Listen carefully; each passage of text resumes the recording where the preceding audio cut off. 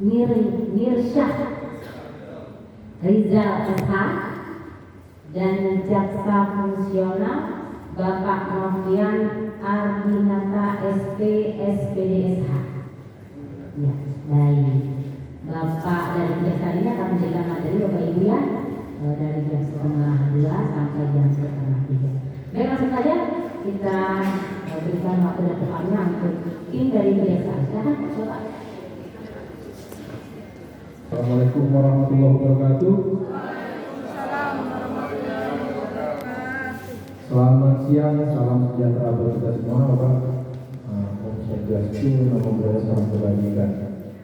Pertama-tama kami ucapkan banyak terima kasih kepada Pak Dinas Pendidikan Kabupaten Bangka ya, yang telah mengundang kami dalam acara apa namanya? Workshop ini, workshop pencegahan bullying pada satuan pendidikan jenjang SMP di Kabupaten Bangka. Mungkin sebelum memulai kegiatan lebih baik kita harus ini ya, kalau untuk kenal mata saya mata cinta. Pertama saya kenalkan diri saya dulu. Nama saya mungkin agak susah ya, nama saya agak susah menyebutnya. Nama saya Mirsyah Rizal. Untuk sehari-hari jabatan saya selaku Kasih Intelijen pada Kejaksaan Negeri Bangka. Itu dan di sebelah saya ini yang ganteng masih bujang itu, kalau ada yang masih gadis boleh juga. Kalau saya ini bujang juga bu jangan bujang juga bujang lokal. Kalau untuk keluarga saya di Palembang. Oh iya, saya jadi perkenalan untuk ini Pak Jaksa Ardinata. Dia sehari selaku PLT PLH. Ini kali SD ya, SMP ya. SMP memang masa-masa rawan. Masa-masa rawan mungkin dari siswanya atau siswinya merasa di waktu itu mungkin masa puberitas ya, mungkin saya yang paling cantik, saya paling keren, atau gitu saya paling ganteng, paling hebat, mungkin saya anak orang kaya atau apa. Itulah akhirnya itu muncullah perilaku yang tindakan yang kita sebut bullying ya. Bullying itu ada perilaku agresif yang ingin menunjukkan semacam ego atau apa namanya istilahnya, untuk menekan teman-teman yang lain gitu ya, sehingga baik secara fisik mungkin juga secara mental, mungkin juga secara emosional gitu ditekan. Itulah yang ingin kita tekankan kepada agar kita semua sama-sama belajar gitu. Saya di sini juga bukan menggurui Bapak Ibu semua, karena kan juga kami berdiri di sini juga berkat Ibu Bapak dan Ibu guru semua. Maka untuk dari itu, tapi kita kan ada koridor-koridor yang harus kita jaga gitu, jangan sampai kita salah melangkah. Begitu juga sekarang ya, orang tua sekarang juga saya memahami bagaimana mungkin serba salahnya Bapak Ibu guru ya, untuk bertindak mungkin agak keras dengan siswa. Terkadang orang tuanya pun dari siswa tadi yang suka melapor ke pihak berwajib gitu ya, oleh hal-hal yang mungkin nggak perlu untuk dilaporkan, karena kan sifat dari pendidikan itu adalah mendidik. Guru itu adalah pendidikan kedua setelah rumah dari orang tua. Jadi kan orang tua kita. Kenapa? Untuk tindakan kita melakukan hal-hal di luar norma tadi, terkait perbuatan seksual tadi terhadap siswa atau siswi, itu akan berakibat fatal. Kenapa fatal? Benar kata dalam agama ini, kalau saya sebut kata Rasul itu, orang yang sedang bernafsu itu setengah sadarnya hilang, jadi tidak sadar apa yang dia kerjakan. Tapi setelah itu fatal, dia mulai sadar buat ingat keluarganya, buat ingat semuanya gitu. Kenapa? Ancamannya nggak main-main. Satu sisi dia kena sanksi sosial dari masyarakat, dari mungkin lingkungan pendidikannya, Di sisi lain dia kena sanksi pidana, hukumannya penjara. Sanksi berikutnya apa? Kalau dia PNS dia bisa dicopot. Dia diberhentikan oleh hal yang ya sesaat, keinginan sesaat yang mungkin nggak tersalurkan ke yang seharusnya, akhirnya membuat semua jadi korban.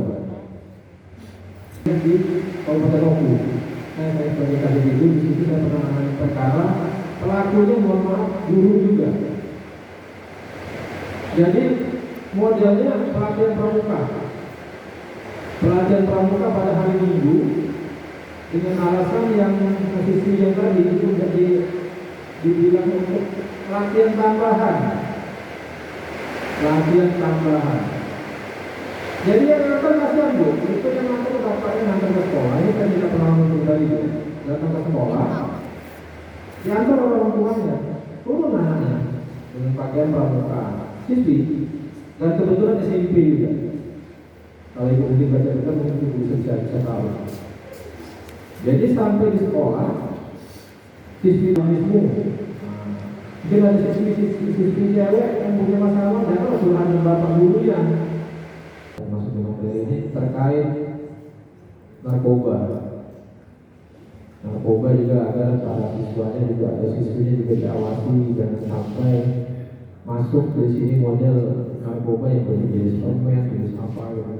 Jangan sampai kita anak-anak kita yang aset bangsa untuk masa depan bangsa kita ini jadi rusak oleh narkoba, karena narkoba itu pertamanya gratis, berikutnya bayar. Dia kan melakukan pencurian atau segala macam. Kita orang tua aja kadang-kadang susah bukan hati anak. Juga juga diingatkan agar para siswanya agar berhati-hati bermain medsos, dengan sampai itu menjerat dia.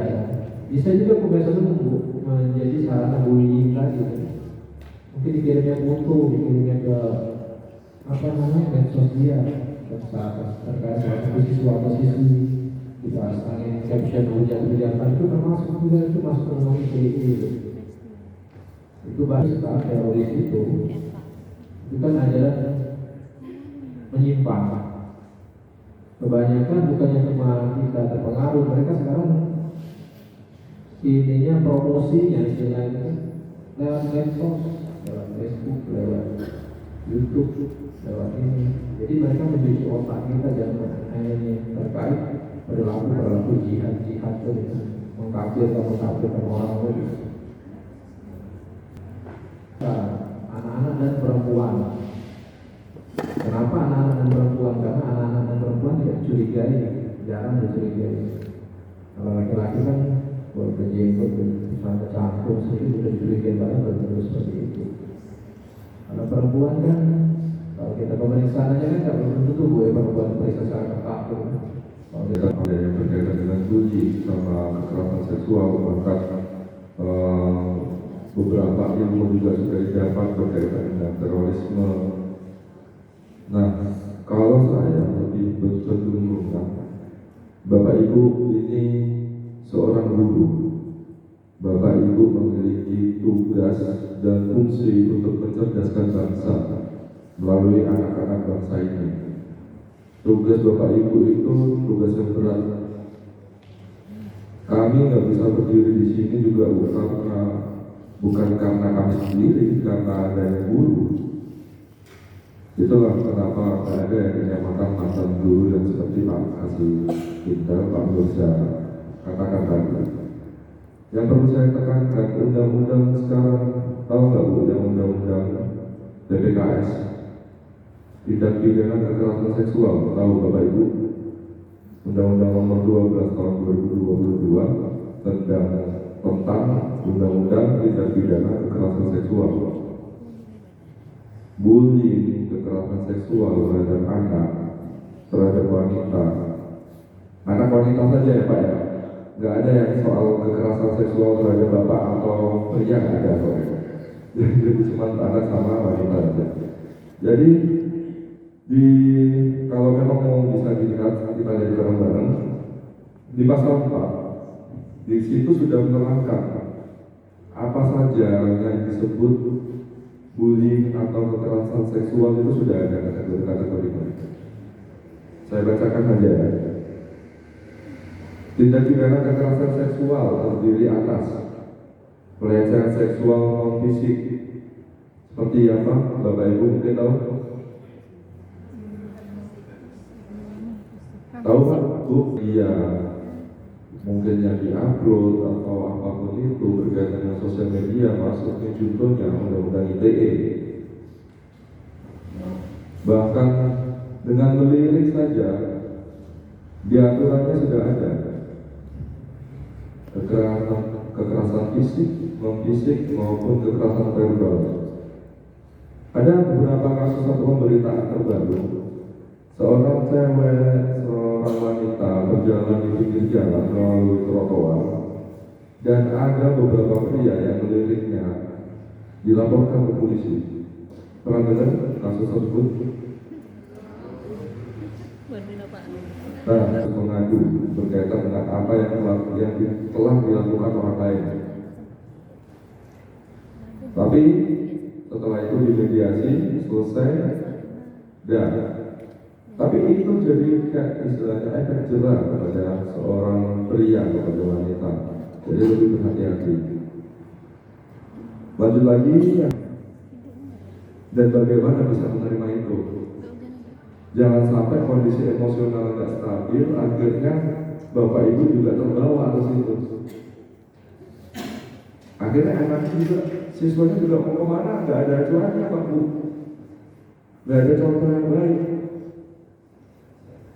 Jadi intinya, kalau memang keluarganya sudah memberikan contoh yang baik, berarti Bapak Ibu guru harus lebih baik memberikan contoh. Kalau misal nakal atau gimana anaknya, panggillah ke BK, kasih tahu seperti apa, panggil Bapak Ibunya, buat efek jerah Pak Bu. Kalau buat kekerasan fisik sekarang ini yang berbahaya Pak, kita jiwit dikit mungkin bisa melapor, apa-apa lapor, apa-apa Bapak Ibunya nggak terima. Padahal dulu Bapak Ibunya kan dipukulin pasti dulu, zaman-zaman tahun 90.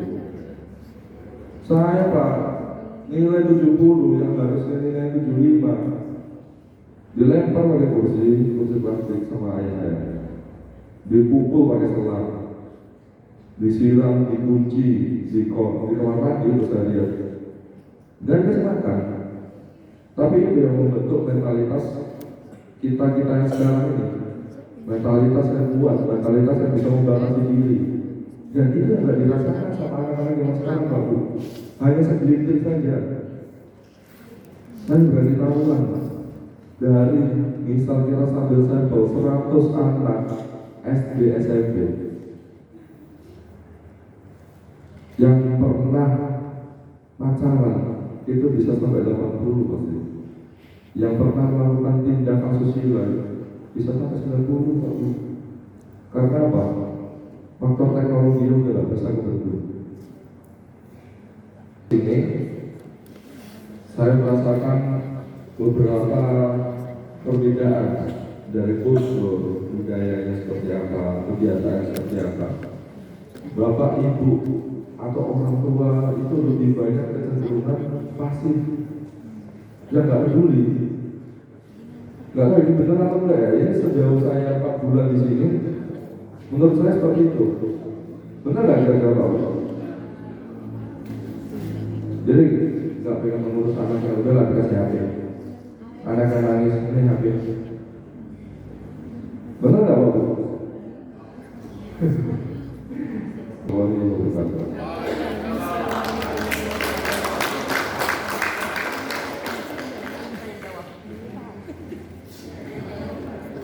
Boleh kalau baik, terima kasih Pak. Saya masuk kepada SMP di 6. Kemudian latar belakang saya di olahraga. yang penting singgung dulu karena itu. Ya betul. Yang perlu saya tanyakan Pak, kalau dulu soal kekerasan, ya kalau saya sepakat kalau kekerasan itu menyebabkan misalnya anak berdarah-darah, itu hukum boleh. Saya kira sepakat.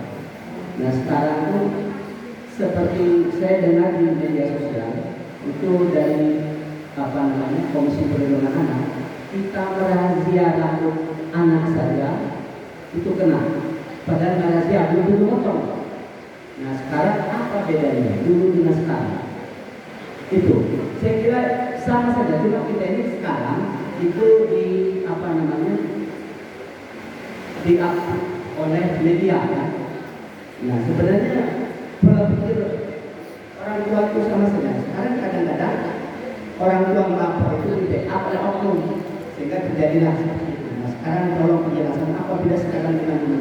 Kalau misalnya misalnya di kepolisian kan, ada kekerasan, artinya tidak menyebabkan bahaya.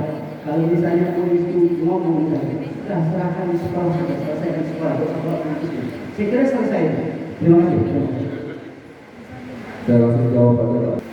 Kita belum ada Facebook, kita belum ada Instagram, belum ada TikTok. Ahli-ahli zaman dulu, bapak ibu itu mendidik berdasarkan dari bapak ibu yang sebelumnya, dari nenek moyang. Jadi itu turunnya ke anak. Ketika anak yang sudah besar, seperti saya belum berkeluarga Pak Bu, jadi saya bukan bermaksud mengajari ya Pak Bu.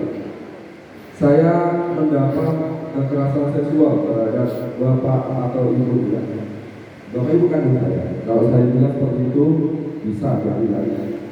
Bahkan dulu dipukul, diangkat, ditendang, itu hal yang biasa kalau menurut keluarga saya Pak Bu. Itu cara didikan keluarga saya.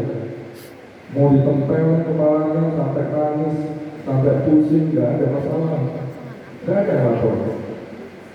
Itu ada dari keluarga saya. Ketika saya sudah besar seperti ini, saya banyak belajar, saya banyak membaca, saya banyak dapat pemberitaan, bahkan dari Instagram, TikTok atau apapun yang bapak ibu sekalian pakai. Oh, sebenarnya nggak boleh ya kayak gitu. Sebenarnya ini mengganggu mental, mengganggu fisik dan perkembangan anak ya. Berarti saya harus ngapain? Bapak, anak saya masa dipotong rambutnya tiba-tiba kayak gini, nggak ada dikasih tahu. Itu kan hak asasi. Itu yang biasa dipakai sama bapak ibu sekalian lah, orang tua. Landasan hak asasi itu jangan dikriminalisasi, nggak boleh. Kita lihat dengan tujuannya dulu. Kalau memang aturan di sekolah sudah ditetapkan, harus ada kewajibannya. Kewajibannya siswa apa? Mengikuti aturan kan? Nah, aturan itu harus ada juga haknya. Kalau memang mau cari aman lah, digunting atau apa-apa ya. Jadi itu ada aturannya. Bapak Ibu sudah tanda tangan aturan tersebut. Kalau mereka mau protes, ini adalah siapa? Sudah sah. Kalau yang zaman sekarang. Nah perbedaannya itu di perkembangan zaman ini Pak Bu. Pemberitaan yang masuk, banyak ilmu yang masuk yang kita sebelumnya tidak pernah dapat itu. Tapi pemberitaan atau ilmu yang masuk itu disalahartikan. Itu yang salah. Sama kayak mungkin Bapak Ibu pernah lihat yang lagi viral di ini, mungkin saya sebut namanya Taria. Nah, Bu Taria itu orang pintar, tapi perbuatannya mungkin yang salah. Mengkritik boleh, tapi mengkriminalisasi yang salah. Karena yang dikriminalisasi adalah presiden. Makanya mungkin itu nanti yang dijadikan sorotan atau viralnya Bu Taria itu. Sama lah, kita harus jaga selalu sampai hati dan tetap belajar. Saya pun belajar, Bapak Ibu juga kan belajar juga untuk anak, untuk siswa-siswanya. Terima kasih.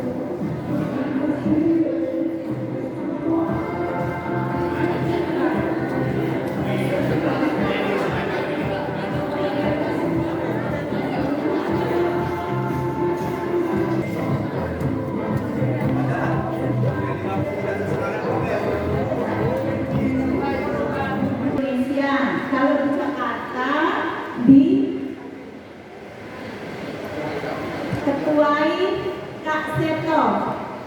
Kenal nggak Bapak Ibu Kak Seto?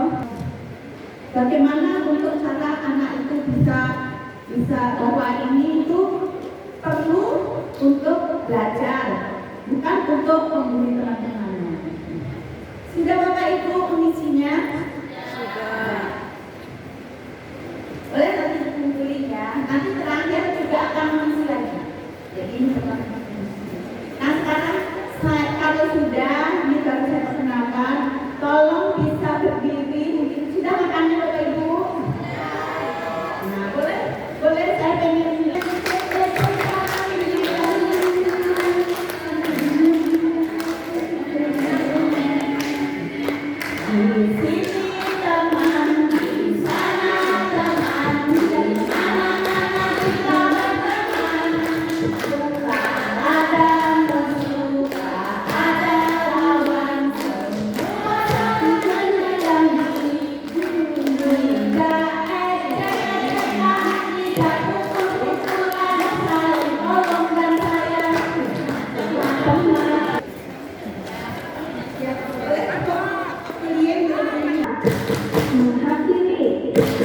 Jangan suka caci maki, bullying, selalu tenang, yes. Yang dilakukan secara berulang-ulang, baik itu dilakukan secara personal ataupun kelompok. 100.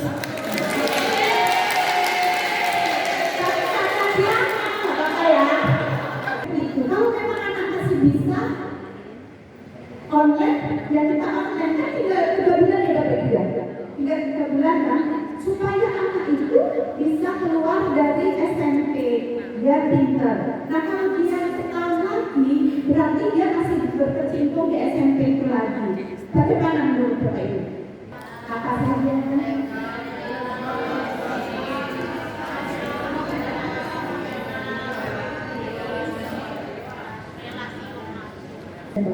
Ya, kemudian fisik, relasional dan cyberbullying. Jadi tentang itu Mungkin seseorang itu jadi korban atau anak yang korban mungkin bisa dilihat dari memang ada kekurangan secara fisik, dan itu yang menjadi bahan olahan temannya. Terus mungkin juga anak itu tidak suka bergaul dengan orang lain atau tidak bergaul dengan orang lain, sehingga bisa menjadi bahan olahan ataupun ejekan orang. Media sosial, misalnya mengaitkan temannya atau bisnis status, itu dengan maksud dia atau menjadi teman-teman itu sendiri, korban itu sendiri. misalnya pakai ya masalah. Kalau ada nggak Bapak Ibu? Nah, itu bisa. Oh baik, perkenalkan nama saya Yosef Widianto dari PTD Semen 4 Semedia. Pengalaman kami dalam penanganan kasus bullying selama ini biasanya adalah ketika kami menemukan sebuah kasus, kami akan bertanya dulu kepada pelaku ataupun korban apa yang terjadi dan apa yang sudah mereka lakukan serta bagaimana rasanya. Setelah kami tahu penyebab, terus setelah tahu apa dan bagaimana kronologi kejadiannya, kami mencoba untuk mengumpulkan pihak-pihak yang diperlukan, misal orang tua, ataupun memang kalau misalkan kejadian itu dibutuhkan referral, kami akan referalkan penanganan sebuah masalah ini ke Ikut penyelesaian tadi. Kalau tidak bisa mengundang atau menyurati lembaga perlindungan anak boleh, kantor psikolog boleh, bisa kolaborasi ya. Jadi kerja satu orang itu kan kurang ini ya. Kalau kita sama-sama, kita bisa menyelesaikan masalah. Gurunya atau pegawainya atau anak-anak sama anak itu sudah pidana mati Bapak Ibu. Kalau kita namun tidak bisa lagi di mediasi, terus damai, tidak bisa. Anak-anak ada tempatnya di lapas ini. Tapi kalau di atas di umur 12 tahun ke bawah itu itu masih bisa dijalankan. Apa ya? Kalau dia melakukan harus sama dengan yang apa namanya korban, kita harus memberi hati ya. Dia itu karena juga mungkin korban juga di luar sana di rumahnya itu. Jadi supaya dia tidak bapak ibu bisa apa namanya menghentikan beliau. Lagi senang, oh. Jadi silakan dengan posisi barisnya.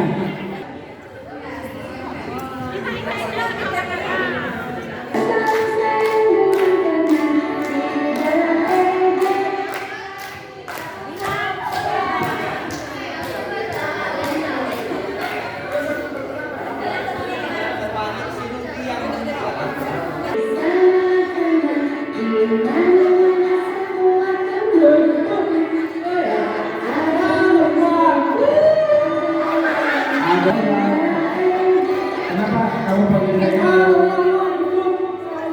Kamu terus. Karena dia rambut yang paling rambutnya tidak ada.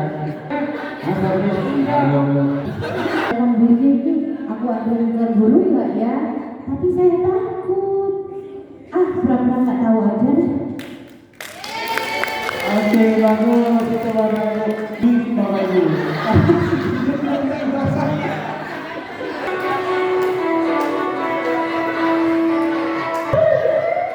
Ayo jalan dulu. Ayo dulu.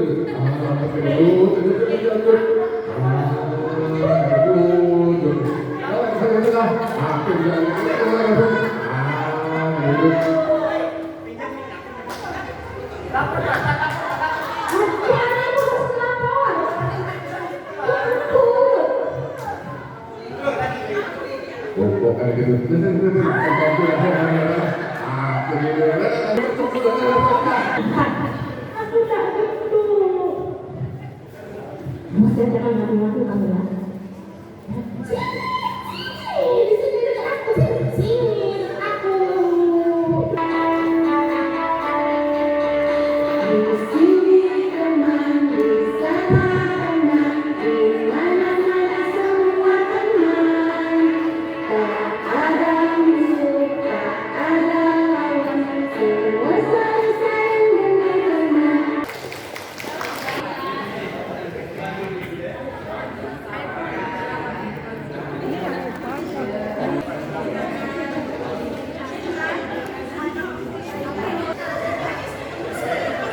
Masanya juga bisa tergantung dengan kondisinya, karena kalau kodrat udah dari lahir dan tidak bisa diubah. Kodrat itu kalau gender itu jenis kelamin gitu ya.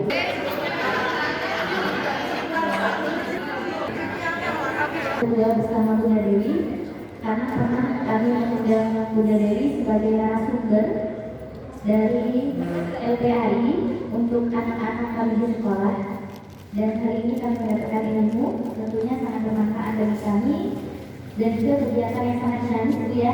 Jadi tidak hanya sekedar pemberian materi, namun juga ada kegiatan role play-nya sehingga lebih terasa dan lebih masuk materinya itu bisa lebih terserap lebih baik gitu. Dan juga tadi juga ada skripnya, jadi itu sangat menyenangkan karena itu sudah menjelang sore sehingga aktivitas yang dilakukan ketika materi yang sudah diberikan tadi menyenangkan bagi kami. Dan mudah-mudahan kami di sini semuanya bisa mendapatkan ilmu yang tadi dan bisa menerapkannya kembali di sekolah-sekolah kami nantinya. Tepuk tangan buat ucapkan ke anak mereka ya. Assalamualaikum warahmatullahi wabarakatuh.